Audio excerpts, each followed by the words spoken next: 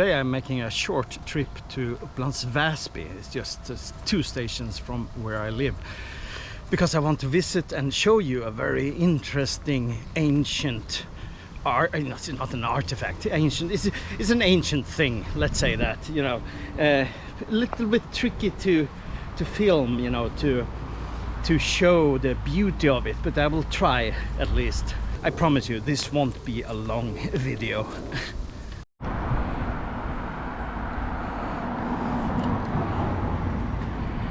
Well, obviously there's some kind of wood carving artist whose work we've seen along the road here, including this man and this woman, this almost totem-like thing a little bit earlier. It's quite nice and a little bit creepy. Actually, we're getting closer to another historical landmark of sorts. It has a pretty interesting story, and I will give you a few shots of it and maybe tell the story in some kind of effective way, because that's not my main purpose with this trip. But it's fascinating, and it's a quite famous place in Sweden when it comes to crime history. Exciting. Well, here it is. It's actually the location of one of the more famous unsolved murders in Sweden. It was in 2013 when pharmacist Erik Hallbergsson was living here with his wife, also a pharmacist. They had a pharmacy in the house and they lived on the top floor. One evening, Märta, his wife, came home and she noticed him with an unknown man who looked foreign on the bottom floor. She went upstairs, and maybe half an hour later he came up. He was crawling up, bloody, with a puncture wound in his chest. The maid Ebba and Märta barricaded themselves on the top floor until Ebba, who was very, very brave, ran down to try to reach the telephone. She met the unknown man down in the hallway, who first stabbed her. Sorry, I'm laughing because it's absurd. First stabbed her in the face. She ran up again. She managed to push him. She ran down.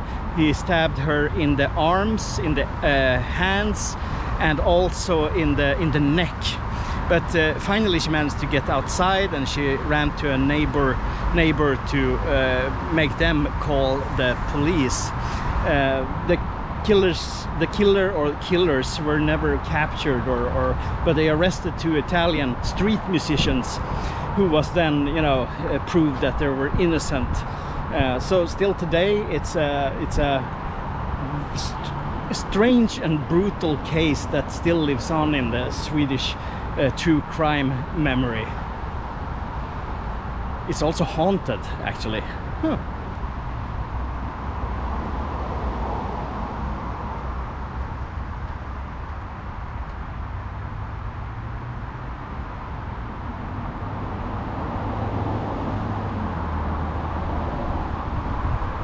They're actually closed. They open between Thursday and Sundays the whole summer, and today's Tuesday, so but yeah, I would love to show you the inside a little bit and show you the scene of the crime, but that's life. It's a nice place anyway. One cool thing here is that they also have a beautiful Rune Stone in the garden, and I'm actually walking in here. I'm sure that's okay, so you can get a glimpse of it. It's amazing. It has this serpent, this whirling serpent around the runes. It's magnificent, actually. Whew, it's so warm. I would say this is the second warmest day since, at least for a month or a couple of weeks at least. I mean, compared to more tropical countries, it's nothing, but I guess it's like 25 plus Celsius at the moment. Perfect for me, because I'm an athlete. I can handle sweat and warmth so good. No, actually, I love when it's warm. I hate the Swedish winter. I really dislike it. I hate the darkness. I hate everything like that. Anyway, now we're here. We're at the park. There's a park where there's several, you know, I guess grave mounds and stones and stuff, including the thing I would love to show you. So join me. It's not much of paths in here, you know. It's a little bit tricky to walk. You have the beautiful traffic right outside that kind of destroys the mood. Big trucks and everything just driving by. And here I guess we have a grave mound. It's not that spectacular. It kind of just looks like a pile of soil. But sometime many years ago someone got buried there. Oh, okay, that's a mound. Amazing.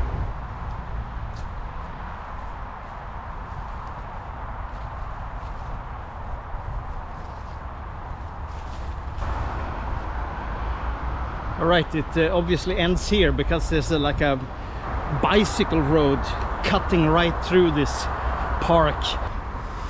I think I will go this direction actually.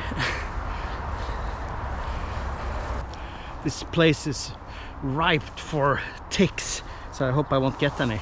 Luckily I'm... Oh, what a beautiful stone. I love big stones. Oh, it's a rock, I guess. Probably nothing special with it, but it's a massive rock, you know. And yeah, I know I'm a middle-aged man who kind of enjoy these kind of things, but admit it's impressive. It's seen some shit.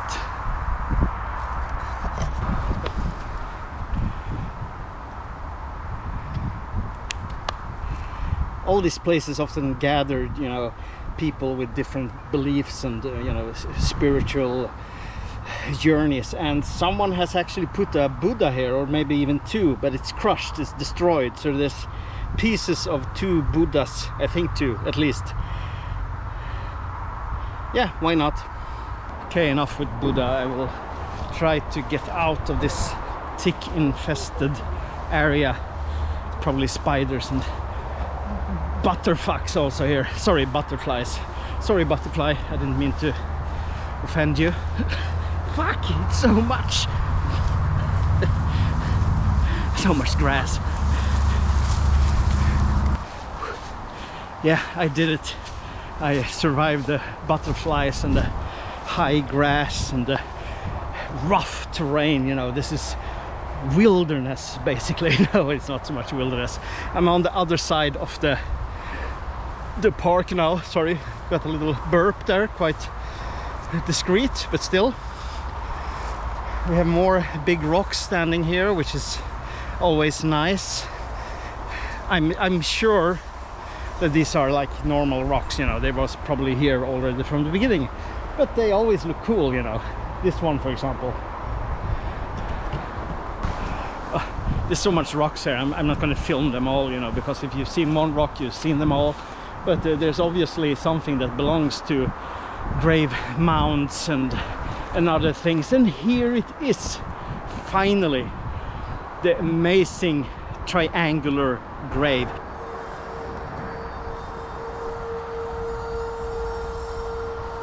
It's not actually a grave, they don't know actually. It could be a place for worship, a cultish place.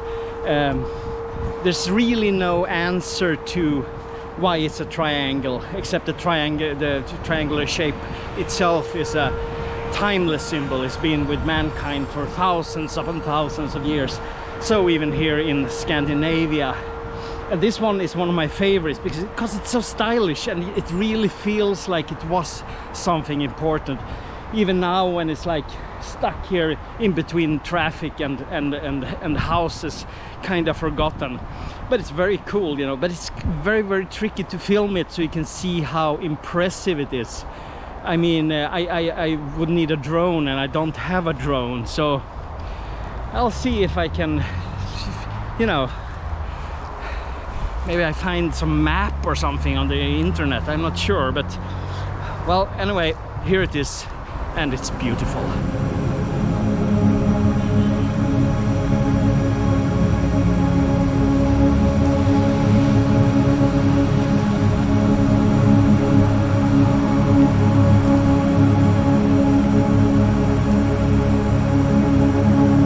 Here's actually a very nice artwork, which also is a map over the area.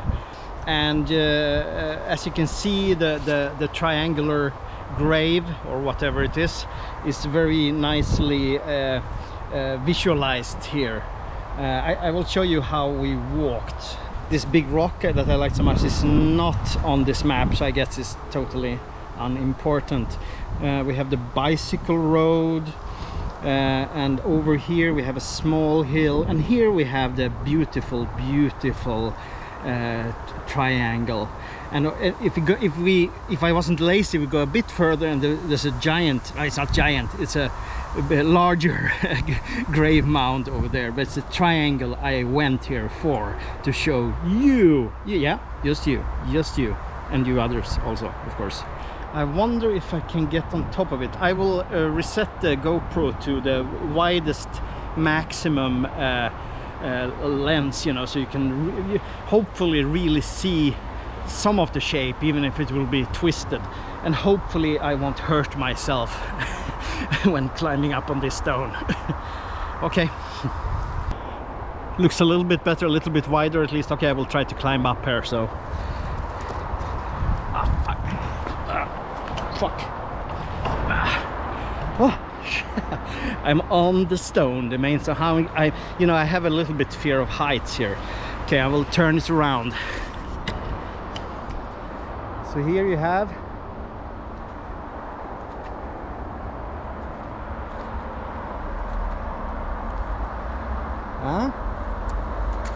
Woo.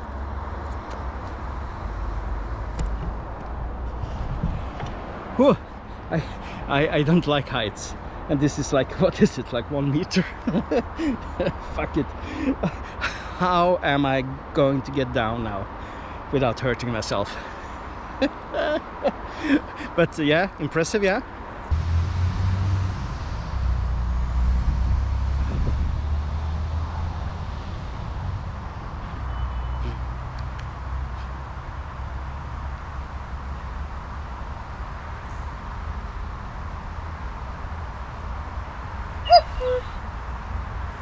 It is much larger than I remember it to be. It's I mean, it's really wide. It's a great fucking triangular thingy. I mean, you know, it's a cool thing, you know, and if you're near the neighborhood, just go and visit it, you know. Thanks for watching, and remember, don't stop watching yet.